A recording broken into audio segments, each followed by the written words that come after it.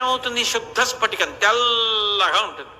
మీరు దాని దగ్గరికి తీసుకెళ్ళి ఓ మందార పువ్వు పెట్టారనుకోండి, వెనక ఓ మందార పువ్వు ఉంచారనుకోండి, ఎర్రగా కనపడుతుంది. మీరు దాని దగ్గర ఒక నల్ల తామర పువ్వు తీసుకొచ్చారనుకోండి, నల్లగా అయిపోతుంది. నిజానికి అదేం రంగు? దానికి ఏం రంగు లేదు. మీరు ఏ రంగు చూపిస్తే ఆ రంగులో కనపడుతుంది. ఈ విశ్వము కింద ఆయన కనపడుతున్నాడు. నిజానికి ఆయన విశ్వము కాదు, విశ్వాంతరాత్మ, విశ్వనాథుడు ఆయన.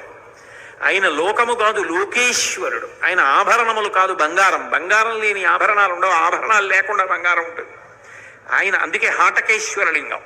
బంగారం, శుద్ధ బంగారం, జ్యోతి, జ్ఞానం.